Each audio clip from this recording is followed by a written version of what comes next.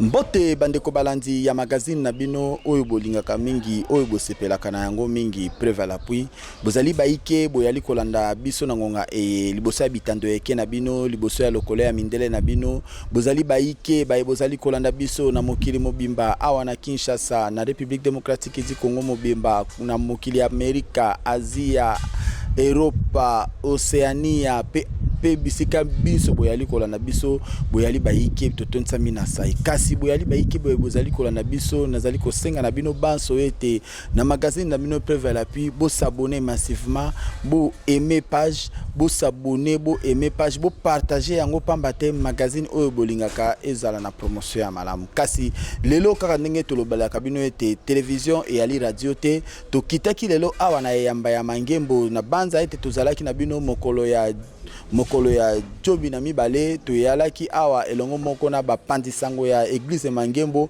epai wapi bakitaki pona kopanza sango malamu kolobela na tina ya kufa pe lisekwa na Yesu Kristu oyo ebandaki mokolo ya mibale oyo kino esili lelo kasi lelo moko yali kosila moni biso tokiti awa na yamba mangembo pona kubetela lisolo lolenge kani milulu eye esalemaki kubanda mokolo ya mibale ya jomi na mitano kino lelo mokolo ya yenga awa na etonga ya mangembo kasi pona nazwa bino tango molaite natiki bino tolanda mambima ya mazali koleka toleka.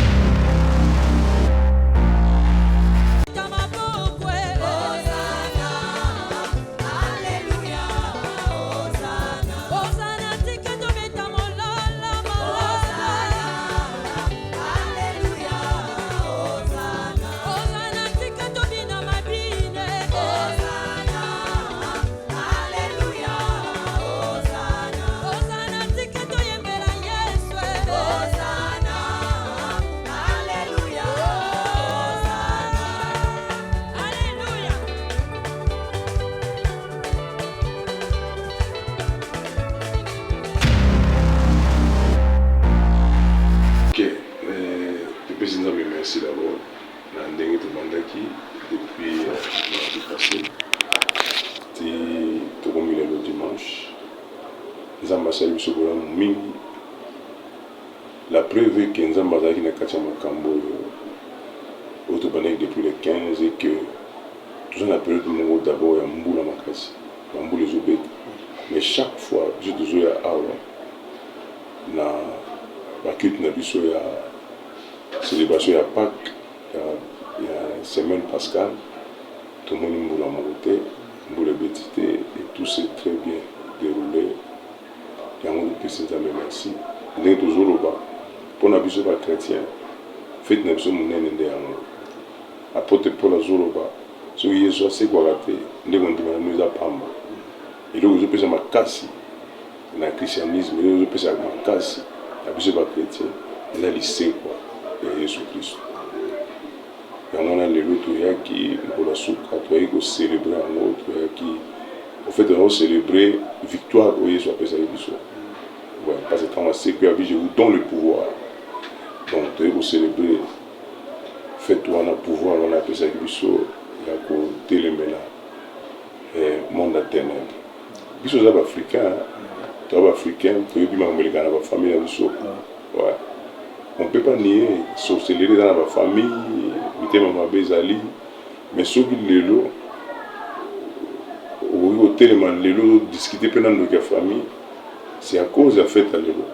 C'est à cause de Jésus Christ. C'est à cause de Jésus Christ. Oui, déjà, tout ça, dans le bagage, on a la carte église, tout ça, on a dédicace à moi de mai, tout ça, jeudi le 1er. Vendredi le 2 et samedi le 3. Donc, pour dédicacer moi, il y a l'église me demande dans la jeune prière. Et vous avez la session Mibale. Session Moué, Tongo à partir de 9h, à partir de 17h30. Chiffre 5, les Angolous, la grâce. Ouais. Donc, nous voulons activer vraiment la grâce. Mais dans cette vie-ci, il n'y a pas la grâce de Dieu. Personne ne fera quoi que ce soit. Pour que les beautés, n'imité, n'a pas d'état toujours dans la vie.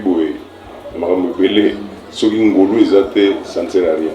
Et on a maximiser vraiment ngolu ya nzambe avina biso na mois de mai programme makasi toza nango wana et puis soki esili wana programme mosusu ezali ya bajeune fille la fille de Sion jeunesse ezali organise mpona bafille de Sion na bamama nini manifestation na bango oyo basalaka ya cri des filles de Sion wana ozala samedi le 10 à partir de 5h30 et 5h45 wana nde ozala mpona donc activité ya minene toza nango pour le moment yango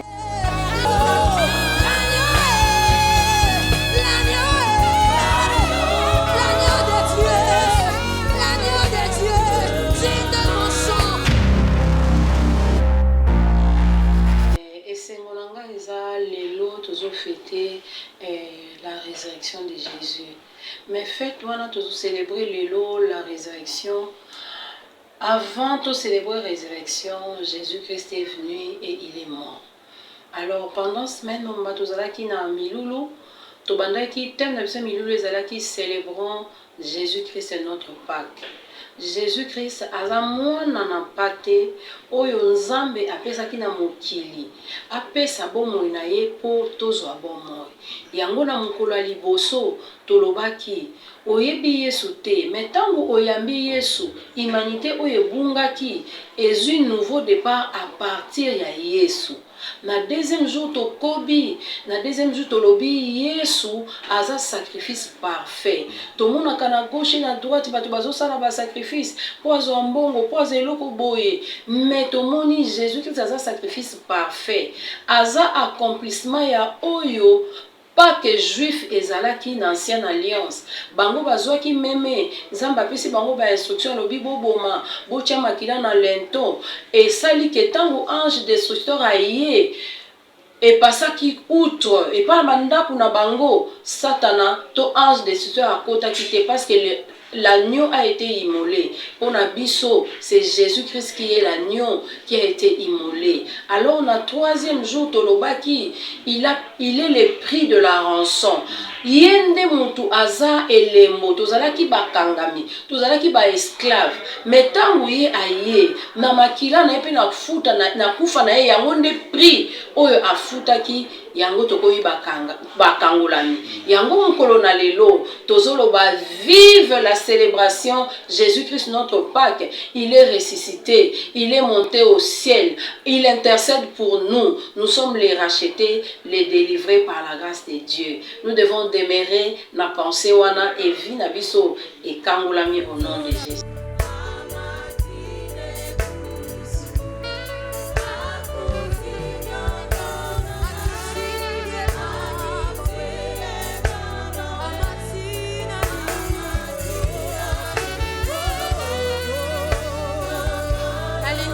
Maboko ya Nzambe, maboko ya Nzambe.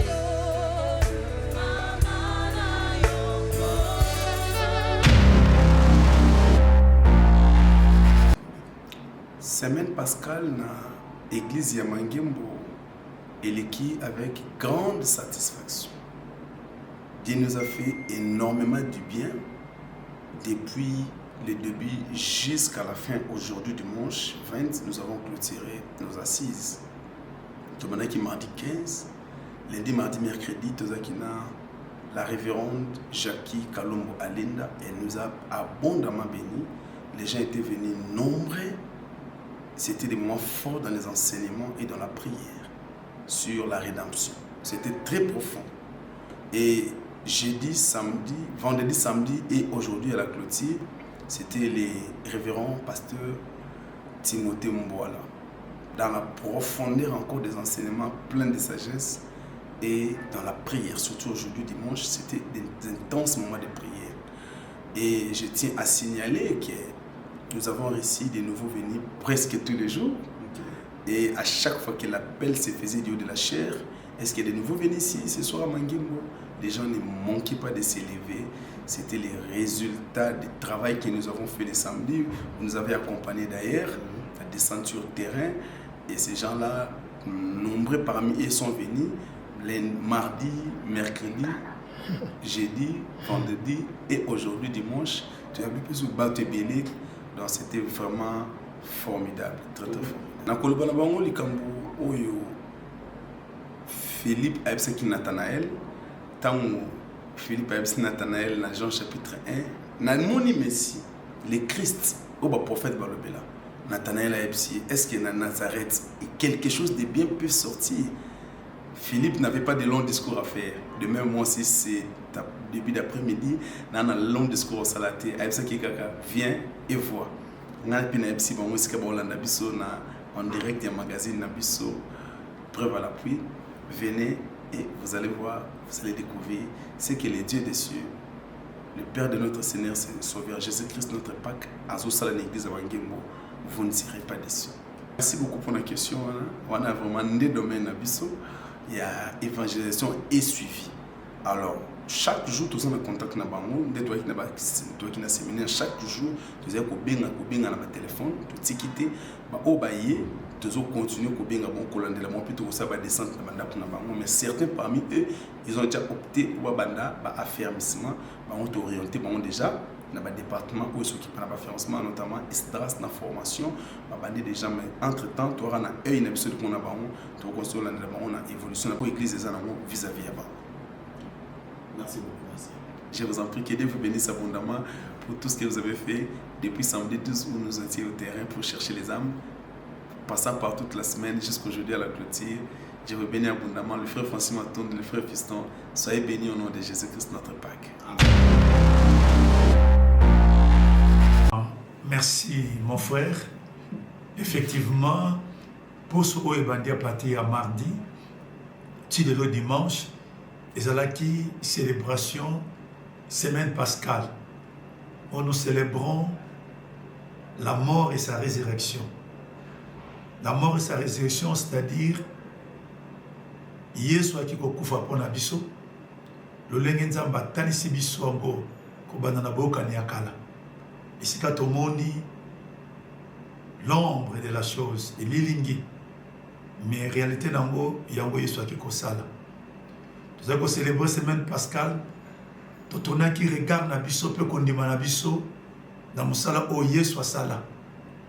Yesu oyo akufaka pour Nabiso publiquement et en témoignage de Ponce Pilate, le gouvernement romain qui était à l'époque la grande puissance et qui son innocence a été établie.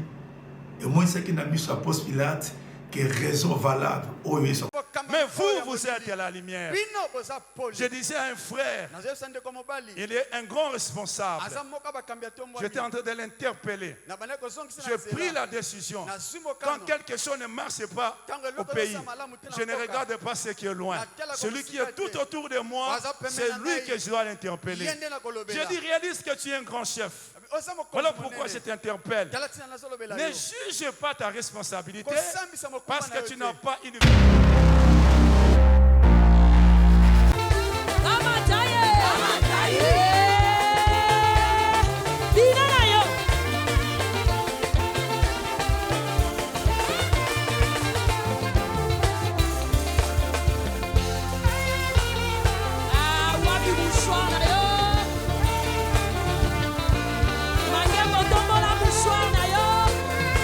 Nous voulons célébrer le ressuscité du troisième jour.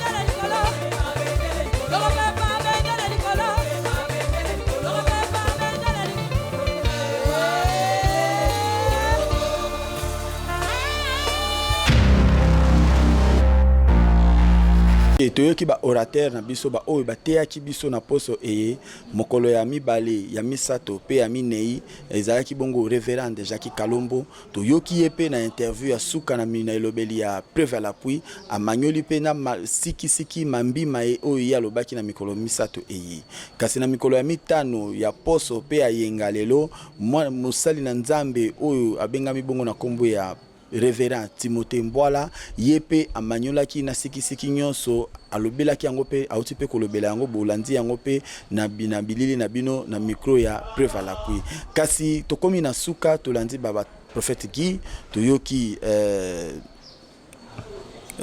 ancien Pagui donc bino moko boyoki le lenge kani pe bomoni yango na bilili pamba te biso tolobaka ete télévision et ali radio te to moni penza résultat ya évangélisation ya mokolo ya jomi na mibale oyo salemaki awa na yamba ya mangembo epa ya bapanzi sango ya mangembo résultat nango penza emonani pamba te na libanda na kati na penyel batu batonzi bisika nyonso donc ezalaki penza obalbaka wafala washala kasi ngai na bino tokomi na suka émission yambo ete tukabona na koyebisa onde komolinga mi oyo sepelaka na magazine eye Preuve à l'appui magazine oyo sepelaka na yango oyo tango talaka osepelaka na yango makasi na kosenga na yo mwana ya mangembo yali kolanda ngai ya ba département nyonso ya ba domaine nyonso bisiko yali kolanda ngai osabone na magazine oyo ezali chaîne na bino osabone oyeme vidéo partager yango epai ya bana mangembo mususu ezwa ba nombre ba abonné makasi ezwa ba nombre ba vie makasi to kolonzambe akopambola yo merci beaucoup